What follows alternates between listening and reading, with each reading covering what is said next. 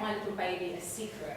This is a little story for you. And I kept her a secret because I thought if they knew I had a baby, then they wouldn't want me to work there. I thought that they would see me as a teen mum as opposed to an ambitious university student who wanted to forge a career in media.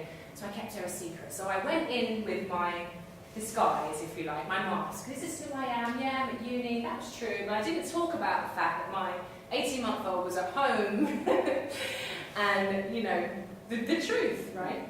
And then one day, after the week, the office manager called my house and Monet picked up the phone. Hello? So I'm racing to get to the phone and I miss it. And I take the phone and she said, oh, hi Jess, how are you? I'm fine. She said, who's that? Is that your sister?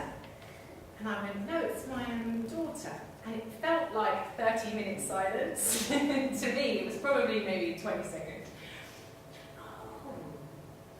Anyway, she then got back to the reason she called, and I was like, that's it. That's it. I'm blown. It's all over. You know, my confidence plummeted in that moment. I was like, oh, you know, that's it. Who do I think I was anyway, thinking I could go and work in this swanky Bond Street PR agency and, you know, who did I think? Just complete dismay for a moment. Anyway, I sort of expected to get this call. This is a story I told myself, right, about how I was being perceived. It wasn't the truth, it wasn't based on anything, but it was all in my own head, and it was making me feel really bad as a result. I expected to get this call saying, we do not want to need you back, right? And of course the call didn't come. So I went in on the Monday, and this time I'm walking down Bond Street, like, the first week I've been like, God, I work in Bond Street, I got it made, like I'm going places, because it was a really big deal for me at the time. And then this time I'm walking back and it feels much more real, because now I'm going in as Jessica, the real Jessica, who, yes, is a journalist and university student, but is also a teen mum, or a mum who's a teen.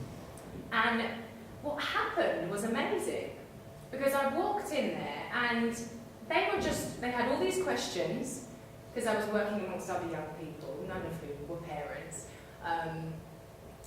And actually I had very little common with anyone in the office. They were all privately educated, which the PR industry was for a long time, and still is to a certain degree.